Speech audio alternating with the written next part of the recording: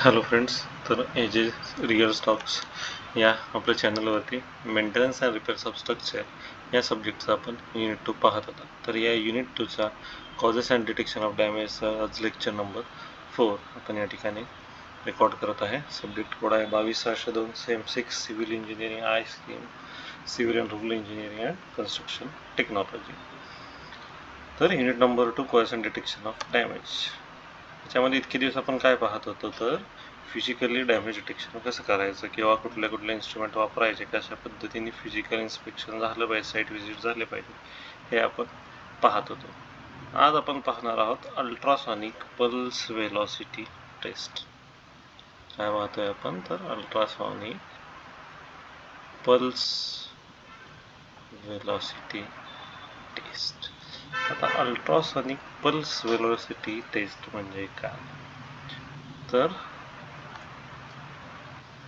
Ultrasonic pulse velocity टेस्टमध्ये काय होतं, तर ultrasonic pulse velocity method consist of measuring the time of travelling by an ultrasonic pulse passing through concrete which to be tested.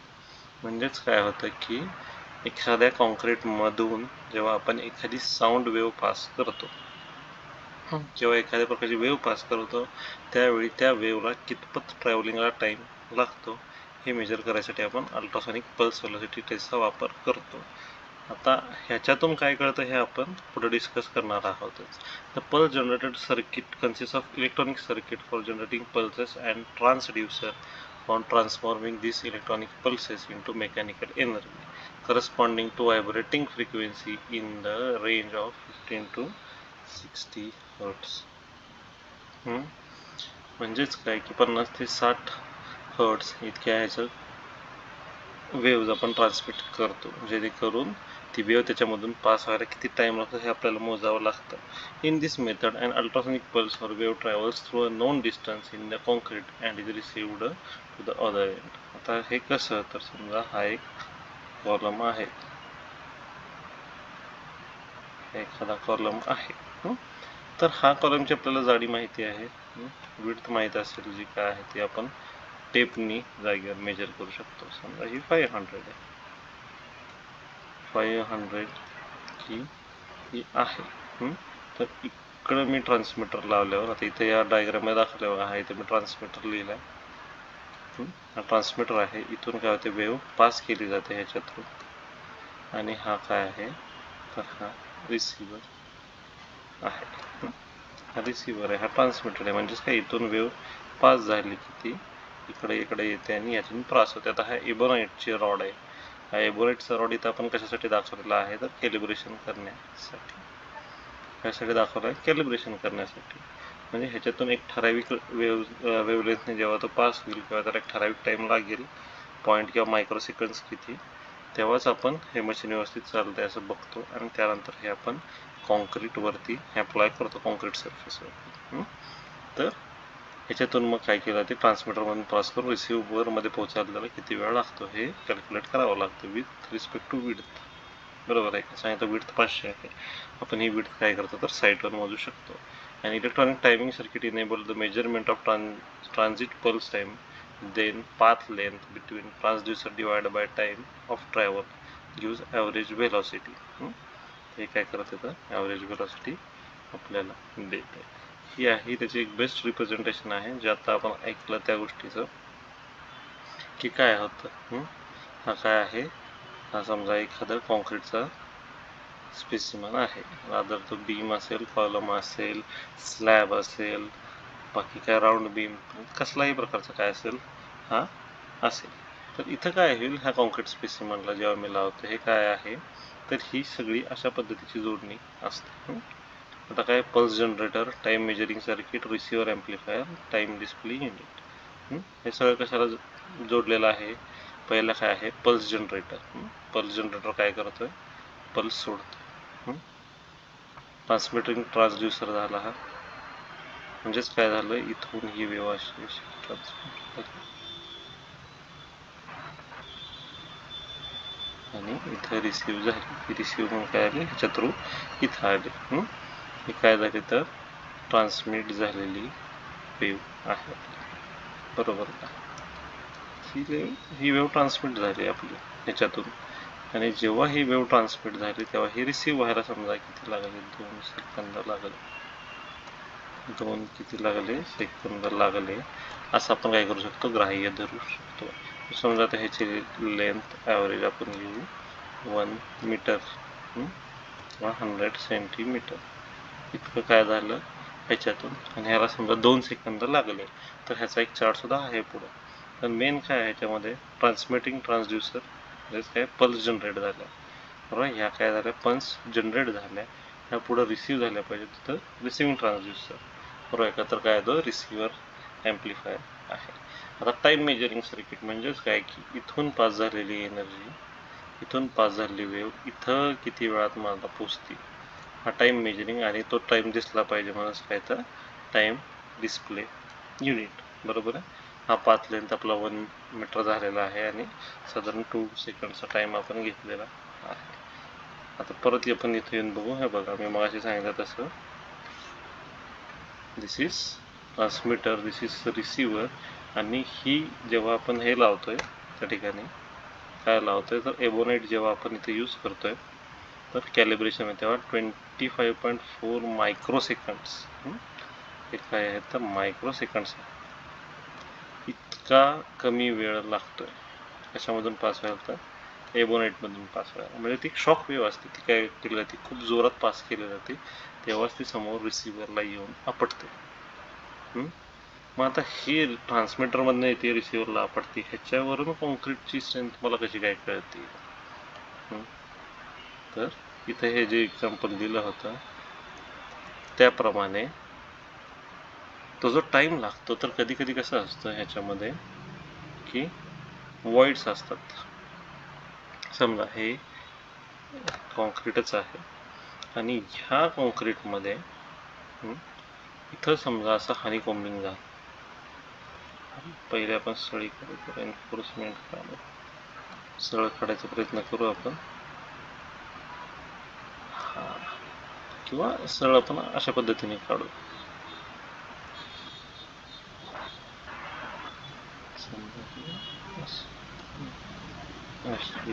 ही काय आहे, reinforcement दाखवते बरं का, ते थोडीशी बाहेर गेली. ठीक, ही अशी रेन्फोर्समेंट आहे.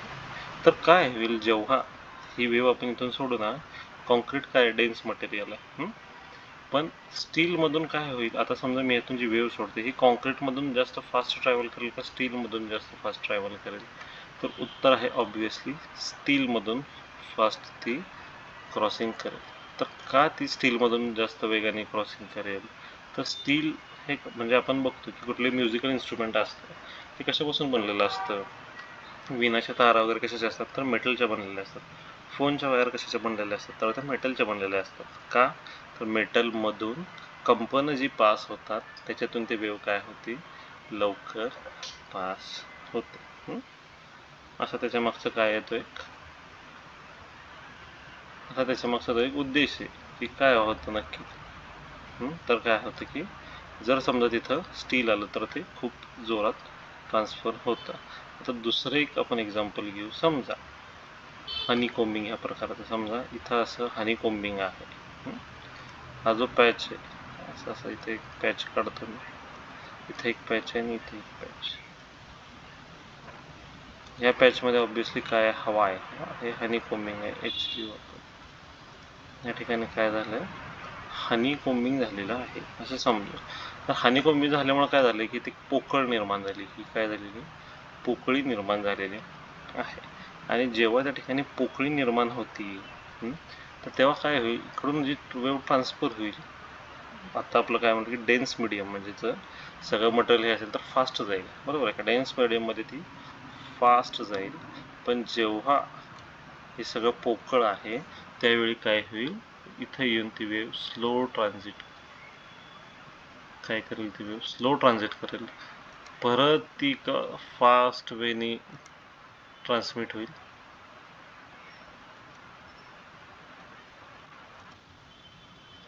परत इथे येऊन ती स्लो होईल या पोर्शनमध्ये, आणि परत काय होईल, फास्ट होईल. कशामुळे, तर इथं एखादी पोकळी जर असेल तर त्या पोकळीतून काय होईल, ते जे व्हायब्रेशन आहे, तो जो साऊंड आहे तो खूप स्लो पद्धतीने ट्रॅव्हल करत राहील त्याच्यामध्ये. मग आपल्याला काय लक्षात येईल की हनीकॉम्बिंग आहे. जर खूप सुपर फास्ट गेली तर काय लक्षात येईल, एकतर जर डेन्स कॉन्क्रीट असेल पूर्ण तर काय होईल की डेन्स कॉन्क्रीटची आपल्याला क्वालिटी तर लक्षात येईल का की डेन्स कॉन्क्रीट असल्यामुळे खूप स्पीडने ती वेव काय झाली तिथं ट्रान्समिट झाली. पण समजा आपण अजूनही एक बघू शकतो की इथं एक म्हणजे मी नेहमीसारखं जसं एक्झाम्पल देतो की समजा इथं एक सळी आहे, तुम्हाला सांगितलं मी, आणि त्यानंतर इथेच एक सळी आहे, म्हणजे खूप कमी सळ्या दिलीत आणि मधलं कॉन्क्रीटसुद्धा असं पोरस आहे, मधलं कॉन्क्रीट पण असं पोरस आहे, तर काय होईल, ह्यातनं हे खूप स्लोली ट्रान्समिट होईल. ह्याच्यावरून काय लक्षात येईल आपल्याला की खूपच पुअर क्वालिटीचं कॉन्क्रिटिंग केलेलं आहे. या अशा पद्धतीच्या सिद्धांतावर हे सगळं चालू असतं. म्हणजेच काय की कुठं पोकळी राहिली का नाही, मेन म्हणजे काय, dense d is equal to fast. म्हणजेच काय की जेवढं कॉन्क्रीट डेन्स असेल तेवढं त्याच्यातून वेव काय होईल, फास्ट ट्रॅव्हल करत राहील. जेवढं हे पोकळं असेल कॉन्क्रीट काय ते काय होत राहील तर स्लो ट्रान्समिट होत राहील. काय होईल, ते स्लो ट्रान्समिट होत राहील. ते स्लो ट्रान्समिट झाल्यामुळे काय होईल तर त्या ठिकाणी त्याचा वेग मंदावेल आणि मग आपल्याला काय लक्षात येईल की कॉन्क्रीटची क्वालिटी कुठेतरी गडबड आहे. हे अशा पद्धतीचं मेकॅनिझम इथे लिहिलेलं होतं. म्हणजेच काय की 15 ते 60 डेसिबल हर्ट्ज इतक्या ताकदीची वेवलेंथ काय केली जाते तर ट्रान्सफर केली जाते, व्हायब्रेशन फ्रिक्वेन्सी ट्रान्सफर केली जाते, जेणेकरून ती ह्या सर्किटमधून ट्रान्समीटरमधून रिसिव्हरला पोहोचते. आणि मी सांगितले की मधलं जर हे मटेरियल डेन्स असेल स्पीडनी पोहोचते, मटेरियल इज गुड. जर हे पोकळ असेल डेन्स नसेल तर काय मटेरियल इज बॅड. असं आपण एक ढोबळ ह्यावरून सांगू शकतो. पुढे आता ह्याचा चार्ट आहे, त्या चार्टमध्ये डेन्सिटी प्रमाणे नंबर दिलेला आहे की किती वेळात किती लेंथ ट्रॅव्हल केल्यामुळं काय आपल्याला परिणाम जाणवतील. ह्याचा काय पुढे ही एक चार्ट आहे. तर अशा पद्धतीने हे सगळं मेकॅनिझम वर्क होत असतं अल्ट्रासॉनिक पल्स व्हेलॉसिटी टेस्टचं. आणि अल्ट्रासॉनिक पल्स व्हेलॉसिटी टेस्टमध्ये आता आपण कशा कशा पद्धतीने हे करू शकतो तर पहिली मेथड आहे डायरेक्ट मेथड. पहिली मेथड काय, डायरेक्ट मेथड. म्हणजेच काय की हा जो ट्रान्समीटर आहे आणि हा जो रिसिव्हर आहे हे एकमेकाच्या काय आहेत, समोरासमोर आहे. त्यामुळे काय होईल की वेव्ह अशी स्मूथली ट्रान्सफर होत राहील. वेव्ह काय होईल, स्मूथली ट्रान्सफर होईल विथ आपल्याला प्रॉपर रिझल्ट मिळतील. This is most reliable method, best method आहे. Direct transmission is best method. का तर काय मिळतं त्याला, एक स्ट्रेट पाथ मिळतो आणि त्या स्ट्रेट पाथमध्ये एखाद्या वेव्हला ट्रॅव्हल करायला कितपत वेळ लागेल हे आपण व्यवस्थितरित्या सांगू शकतो. Second one is surface transmission. आता सरफेस ट्रान्समिशन म्हणजे काय की समजा मला या तीनही अँगल्सला टेस्ट करता येत नाही, मला कुठूनही टेस्ट करता येत नाही, हा कॉलम बीम जो काही तो ब्युरिड आहे, तर मी अशा पद्धतीने एकाच सरफेसला मी काय करतो, हा ट्रान्समीटर आणि हा रिसिव्हर कनेक्ट करतो. ह्याचं डिमेरिट असं आहे की यामध्ये जी वेव्ह जाईल ती एकतर अशी ट्रान्सफर होईल किंवा अशी ट्रान्सफर होईल किंवा अशी ट्रान्सफर होईल शॉर्टेज डिस्टन्स. त्यामुळे आपल्याला काय होणार नाहीत की रिलायबल रिझल्ट्स मिळणार नाहीत. या केसमध्ये आपल्याला रिलायबल रिझल्ट्स कोणत्याही पद्धतीचे मिळत नाही. हा ह्याचा काय आहे तर मेन ड्रॉबॅक आहे. हा या मेथडचा मेन ड्रॉबॅक आहे. ही कोणती मेथड आहे तर सरफेस मेथड, जिथे आपल्याला काय दिसते की एकाच सरफेसवरती दोन्हीही म्हणजेच ट्रान्समीटर आणि रिसिव्हर हे काय आहेत एकाच सरफेसमध्ये आहे. पण ह्याच्यामध्ये काय होईल, समजा मी इथं सळी आहे आणि ती ह्याच्यामध्ये डिटेक्टच नाही झाली तर चालेल का, नाही चालणार, बरोबर आहे. विथ अजून एक काय होईल तर प्रॉपर रिझल्ट्सच मिळणार नाहीत. का, कारण की एका आता वक्राकार ह्याच्यामध्ये जर आपण ते करत असू तर काय होणार नाही, त्याचे प्रॉपर रिझल्ट्स आपल्याला तिथं दिसणार नाही. आता third one is indirect method. Indirect मेथडमध्ये काय होतं की समजा आता इकडची बाजू जाम आहे आणि इकडची बाजू जाम आहे, या दोन ठिकाणी आपण काही करू शकत नाही. का कॉर्नरचा बीम आहे हा, इकडं वॉल आहे इकडं वॉल आहे, तर काय करावं लागतं, अशा पद्धतीने इनडायरेक्ट पद्धतीने हे करावं लागतं.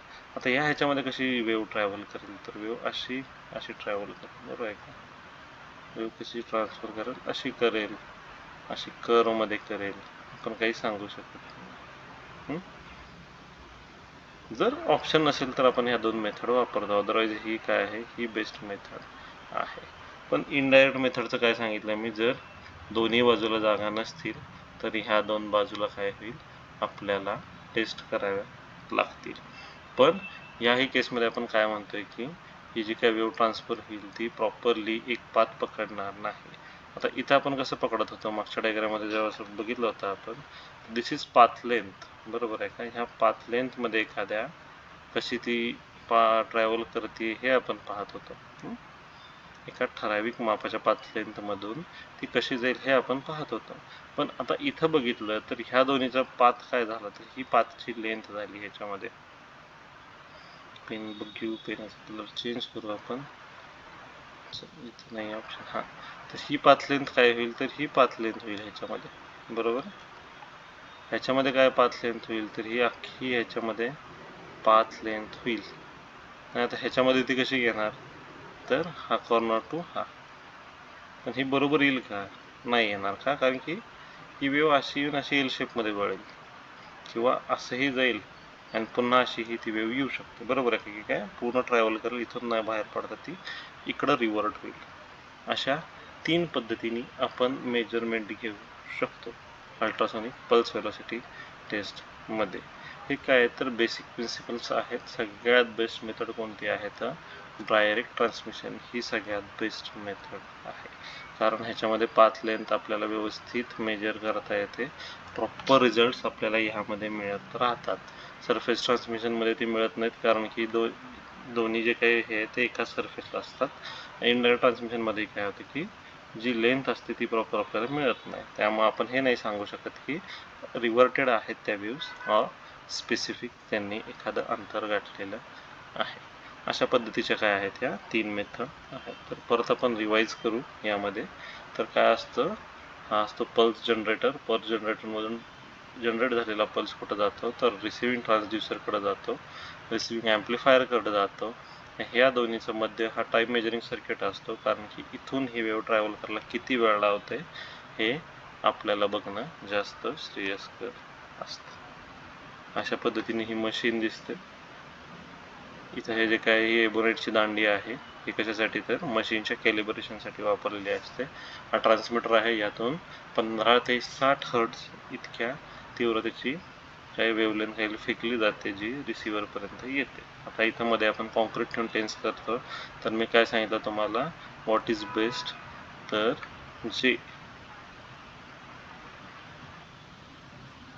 तर मी काय सांगेन तुम्हाला यामध्ये, की जेवढं डेन्स असेल कॉन्क्रीट तितकीच काय होईल, जेवढं कॉन्क्रीट डेन्स असेल तितकेच काय होईल, आपल्याला बेटर रिझल्ट्स मिळतील.